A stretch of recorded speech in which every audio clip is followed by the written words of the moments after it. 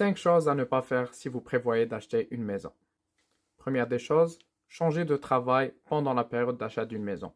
Évitez de changer de travail pendant que vous prévoyez d'acheter une maison. Les prêteurs cherchent une certaine stabilité financière et changer de travail pendant ce processus d'achat peut compromettre vos chances d'avoir une préapprobation hypothécaire. 2. Avoir des dépenses importantes par crédit.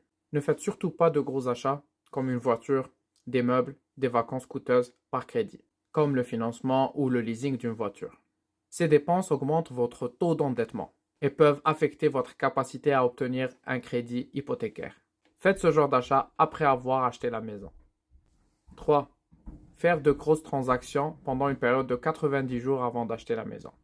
Évitez de faire de grosses transactions pendant les 90 jours précédant l'achat de votre maison. Évitez de faire de gros virements, de gros retraits d'argent, car le prêteur il a besoin de voir une certaine stabilité dans votre compte bancaire, comme vos dépenses et rentrées d'argent.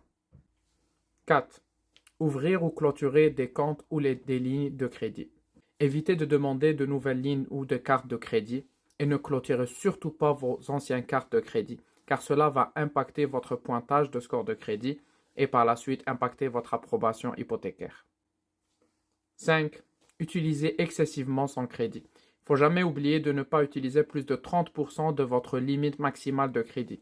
Donc par exemple, si vous avez une carte de crédit à 10 000 $, essayez de ne pas utiliser plus de 30% de ces 10 000 $ qui est de 3 000 $. Donc essayez de ne jamais dépasser les 3 000 $.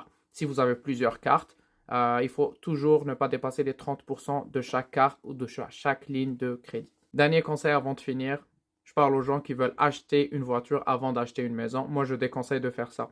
Essayez d'abord d'acheter la maison. Ensuite, vous allez faire l'achat d'une voiture, surtout si vous le faites par financement ou par leasing. Si vous achetez votre voiture cash, il n'y a pas de souci, mais si vous prévoyez de le faire par financement ou leasing, essayez de le faire après avoir acheté une maison. Merci beaucoup. Salutations.